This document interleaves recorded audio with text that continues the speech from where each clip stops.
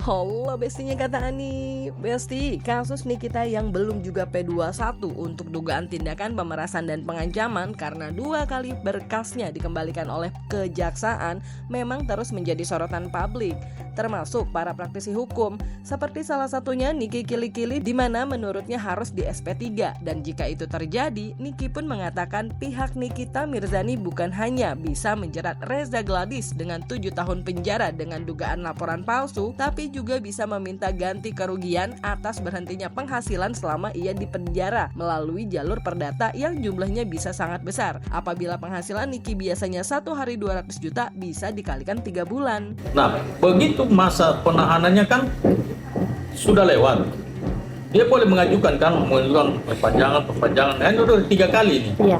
Nah, dan 3 kali begitu masa perpanjangan ini sudah berakhir, tidak ada perpanjangan lagi, ya kita harus bebas karena nggak cukup bukti. Nah, kalau nggak cukup bukti, apa yang mau disidangkan? Artinya kasus ini harus di SP3. Berarti kalau bebas itu berarti dia tidak ada dalam proses hukum lagi? Loh iya, kalau udah SP3, surat perintah pemberhentian penyidikan ya harus dilaksanakan, harus dieksekusi itu, dan kita harus bebas secara, ya seperti udah bebas lah, seperti kita sekarang ini. Orang-orang yang lain lapor balik, bisa lapor balik, artinya laporan mereka dia bisa lapor 242, laporan palsu, ancamannya 7 tahun penjara itu. Jadi sekaligus dia memulihkan nama baik dia kan. Nah, itu dia ada undang-undang yang mengatur soal itu. Ya, kalau dikembalikan kepada KUHP atau KUHP atau KUHP itu, kerugian dia bisa dibayar itu 100-200 juta. Tapi kalau digugat secara perdata, dia itu bisa lebih besar, di mana dia bisa mengklaim bahwa per hari dia bisa menghasilkan uang, misalnya bisa saya dia bilang 100 juta per hari, ya kan. Dengan adanya dia di penjara, semua aktivitas terhenti, penghasilan dia juga berhenti. Nah, dia bisa gugat secara perdata, bisa melebihi dari 100 juta, bisa melebihi dari 200 juta. Misalnya dia bilang per hari 100 juta, kali aja kalau 3 bulan. Tak hanya praktisi hukum, beberapa selebgram pun juga menyoroti kasus hukum yang masih dihadapi Nikita. Salah satunya adalah Bella Sembiring, di mana dalam sebuah unggahan video yang beredar di sosial media, Mambel mengatakan kalau kasus hukum Nikita seperti sinetron yang harusnya sudah dibungkus. Ia pun menduga belum juga P21 pada kasus Nikita karena menurutnya benang merahnya tidak ketemu. Sementara itu, Julianus tegas mengatakan untuk gugatan One Prestasi Nikita, kliennya diancam dan ditakuti produknya akan direview buruk. Dan di sisi lain, Emma Waroka terlihat memperdengarkan rekaman suara percakapan yang diduga RG pernah beredar dan meminta agar ahli bahasa dan para hukum mencermati rekaman suara percakapan yang beredar tersebut. Jawaban dari pihak kejaksaan bahwa kasus ini belum layak untuk disidangkan. Kenapa? Berarti kan memang ada.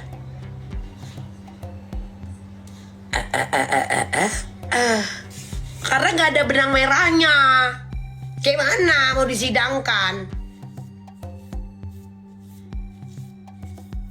Benang merahnya mana ini? Alurnya yang mana ini? Kalian ngerti nggak? Karena tidak ada benang merahnya, tangganya ini bolong-bolong, ngerti kalian kak? Jadi ini kan kayak mau naik tangga kita kan, tangga ini bolong-bolong, gitu loh.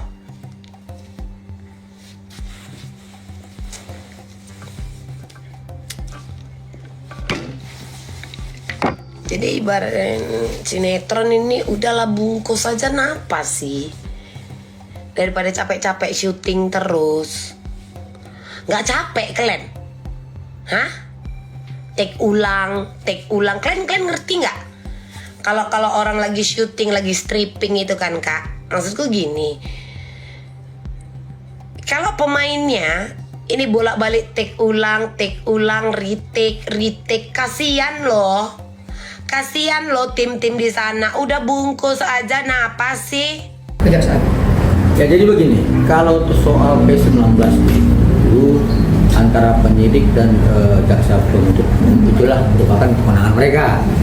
Tetapi secara koordinasi kita bisa melakukan koordinasi. Nah, jadi informasi yang kami peroleh terakhir ya, juga rekan-rekan media juga mengetahuinya melalui Kasipenkum bahwa pelimpahan dari penyidik ke jaksa penuntut umum itu mulai di tanggal 5 Mei. Dan kemudian untuk lanjutannya kami belum mendapatkan informasi apapun dari jaksa penuntut umum. Yang pasti kami juga belum mendapatkan informasi bahwa saksi U dan saksi S sudah dipanggil oleh penyidik Polda Metro Jaya. Artinya ya, kalau dugaan kami ya kembali kepada bahwa ada niat ya, dugaan kami ya kembali ada niat penyidik tidak memenuhi petunjuk jaksa secara utuh. Artinya ada perbuatan dugaan obstruction of justice seperti yang kami sampaikan tadi. Sehingga kemudian upaya kami seperti itu. Ya kalau memang ada pelanggaran kode etik, pelanggaran dugaan tindak pidana, ya kami minta Bapak Kapolri melakukan kewenangannya terhadap atasan pimpinan penyidik. Karena apa? Tidak mungkin dong penyidik bawahan itu berani melakukan tanpa izinnya. Seperti itu. Jadi ada dugaan penyidik sengaja mengulur waktu agar kita masa penanganannya habis atau seperti apa? Saya lebih ekstrim. Kalau saya bilang ini dugaan saya adalah berupaya untuk tidak memenuhi petunjuk jaksa. Ini diduga rekaman ini yang harusnya dipelajari nanti oleh para pakar-pakar hukum, ahli bahasa. Apakah dari intonasi suara cewek yang memanggil nama Mail, berbicara dengan orang yang dipanggil nama Mail, dan dia, si cewek ini bilang mau transfer tapi ditolak, dok, jadi mungkin dia seorang dokter diduga, ya kan? Dan dengan nada suara dari si cewek yang ngomong ini dengan ketawa, dengan dia bercerita bahwa dia mau mentransfer ditolak, ya kan? Terus dia minta ketemuan-ketemuan, itu apakah bisa dijadikan barbuk untuk diduga kasus NM dan RG, guys ya?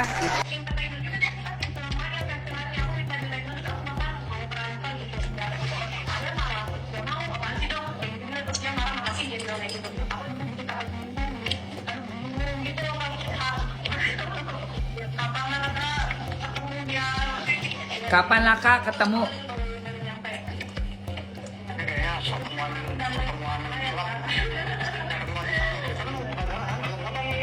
Mendengarkan dulu. Dia bilang makasih. Takut nyinggung.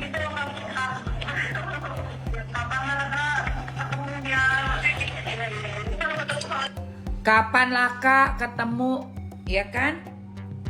Jadi ini yang nguber-nguber pengen ketemu. Tidak ada lambar pesan, gak ada nih. Kalau ini benar adalah suara si Dok RG ya, DRG, gak ada itu namanya pemerasan, guys. Makanya juga kenapa sampai detik ini belum ada jadwal untuk persidangan. Gila aja lah kalau ada klien kami berjanji kepada orang yang memeras. Nggak mungkin ah. Ini dia dipaksa, ditakut-takuti, produknya direview, dijelek-jelekin. Ya, artinya kemudian diancam, kemudian ada yang penghubungnya, inisial O, disuruh bayar biar NM tutup mulut. Seperti dikatakan senior kami tadi. Nah kan gila nanti kalau kemudian ini menjadi sebuah kebutuhan prestasi.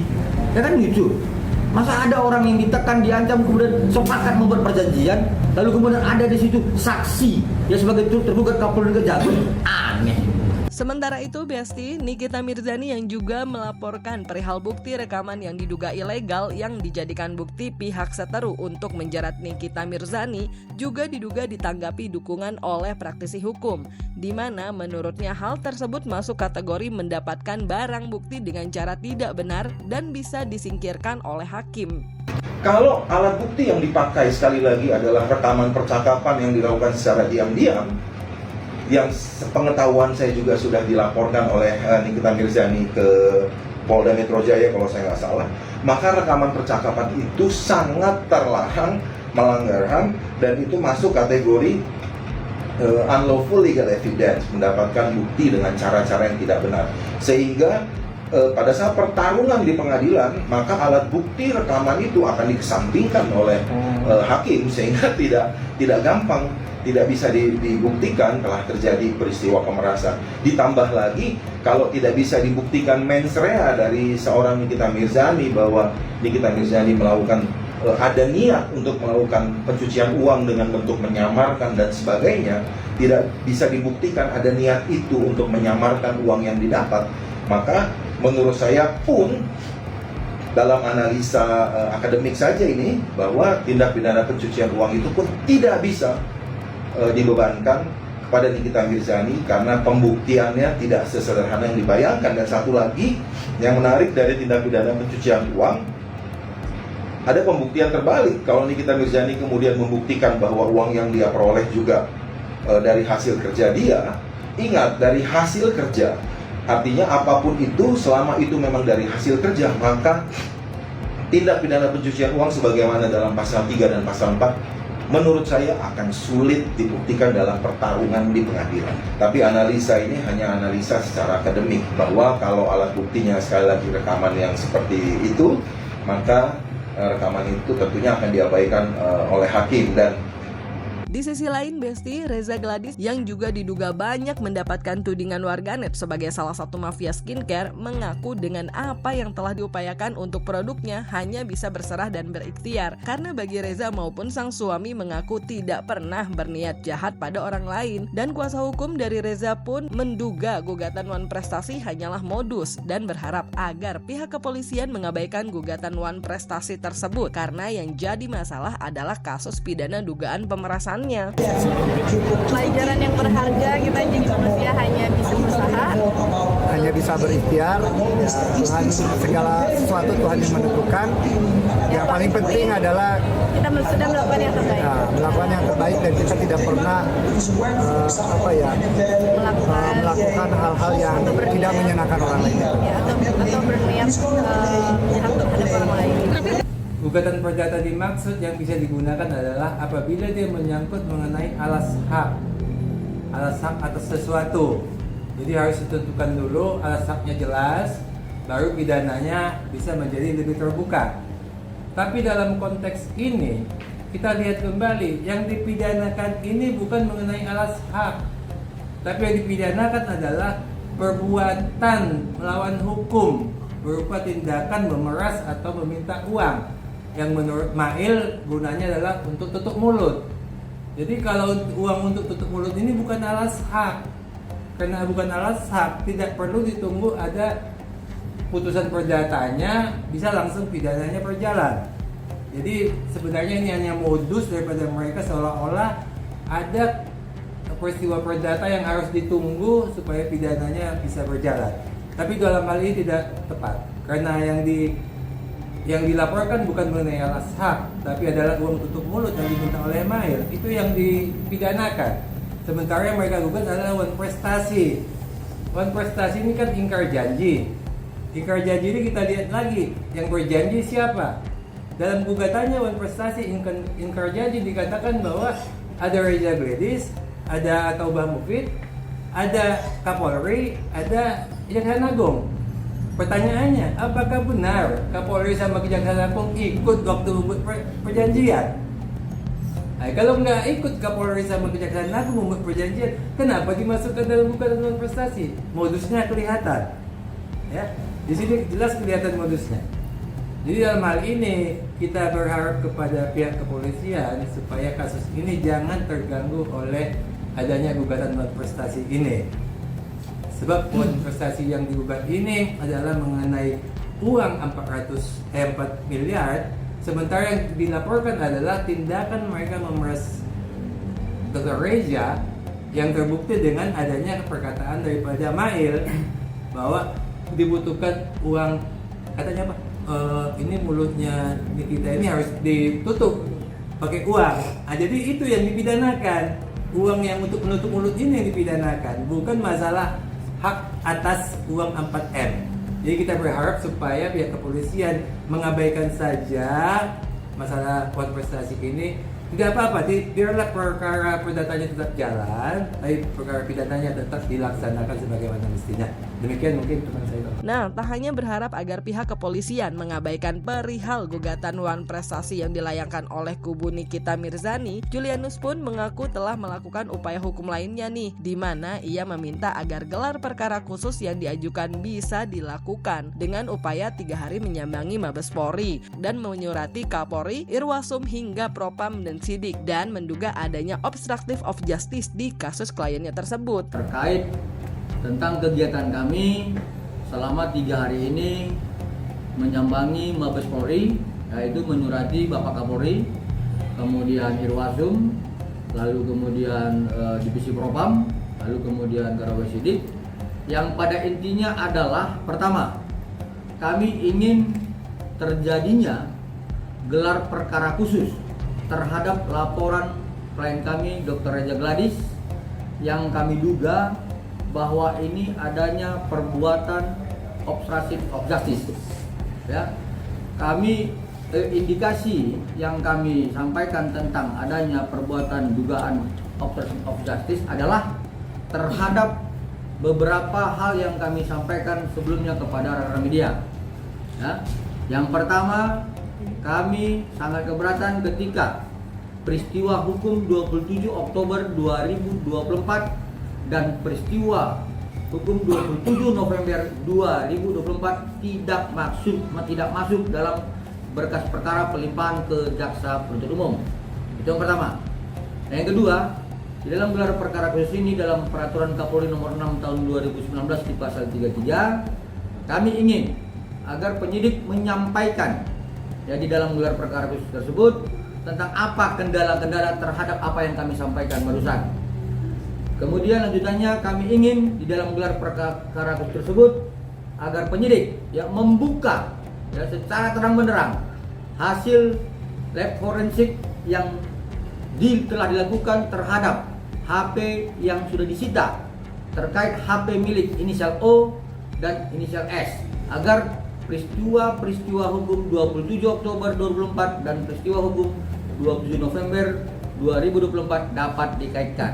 Sebagaimana persangkaan pasal 368, persangkaan pasal 27B ayat 2 tentang Undang-Undang ITE, kemudian pasal 345 Undang-Undang TPPU, seperti itu. Dan kemudian lanjutannya adalah bahwa kami ingin tentang soal azas equality before the law dapat diberlakukan kepada klien kami Dr. Reza Gladys, karena sebelumnya klien kami Dr. Andreas Henry Situngkir telah dimohonkan gelar perkara khusus oleh si tersangka Samira di Polrestabes Medan dan terlaksananya gelar perkara khusus di Mabes Polri. Dan terhadap peristiwa gelar perkara khusus yang dimohonkan oleh tersangka Samira, kami menginginkan bahwa permohonan gelar perkara khusus oleh klien kami Dr. Reza Gladys juga harus dikabulkan oleh pihak Mabes Polri. Tetapi kalau kemudian hal yang kami sampaikan ini tidak sesuai dengan azas hukum equality before the law, berarti ada yang menabrak konstitusi. Ya, pada prinsipnya ini adalah merupakan bentuk adanya perbuatan abuse of power yang mengatur hukum. Tetapi kalau kemudian tentang gelar perkara khusus yang dimohonkan oleh klien kami Dr. Reza Gladys, kami menghormati itu, berarti azas equality before the law memang benar-benar dapat dan sedang diberlakukan kepada semua warga negara. Nah, Besti, melihat upaya hukum lainnya yang diambil kubu Reza Gladys dengan Julianus kini menggandeng yang ia sebut sebagai seniornya dan menyurati beberapa divisi di kepolisian, apakah hal tersebut lantaran kubu Reza Gladys mulai terdesak dan rungsing? Jangan lupa like, subscribe biar bisa dapetin video berita kece lainnya cuma di Kata Ani, Besti. Pasti kata Ani dong.